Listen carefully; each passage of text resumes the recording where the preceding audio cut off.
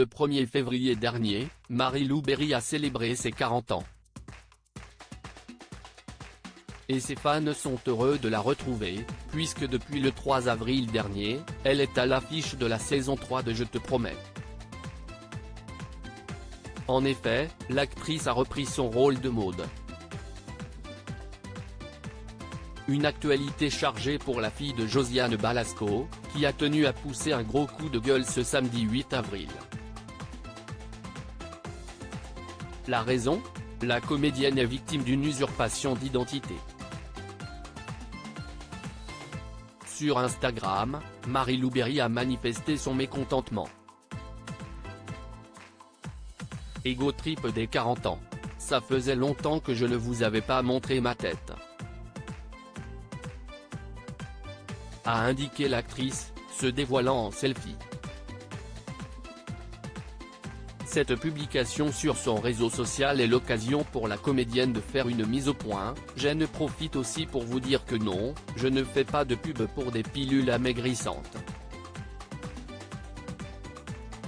Si est une arnaque. Ils utilisent mon image sans mon accord, une plainte est en cours. D'autant que l'actrice a toujours milité pour l'acceptation de soi, comme elle l'expliquait dans un entretien pour Téléstar. J'ai la chance d'avoir des retours bienveillants.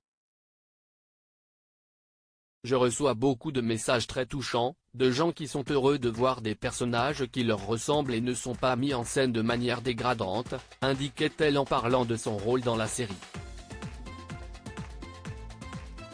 Marie-Lou Berry fait une pause dans sa carrière. Mis à part son rôle dans la fiction de TF1, Marie-Lou Berry a décidé de faire une pause dans sa carrière.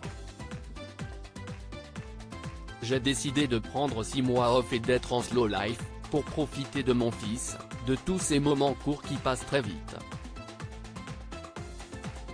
J'apprécie cette vie un peu plus calme. J'ai aussi trié et rangé l'énorme atelier de mon père qui était rempli de 30 ans de vie. Philippe Berry, sculpteur et frère cadet de Richard Berry, est décédé en 2019, note de la rédaction. J'ai aussi appris à faire des tapis. Et je me suis donné 10 ans pour apprendre à jouer de la guitare. À propos de l'auteur passionné de People, j'écris sur Closer depuis 2020. Vos célébrités préférées n'ont plus de secrets pour moi. Ces derniers articles et Charles III, c'était ça le code. Gilles Boulot lève le voile sur un geste étonnant des gardes.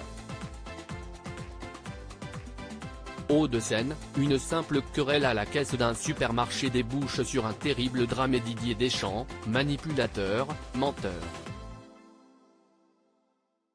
Attaqué par un célèbre journaliste, il prend des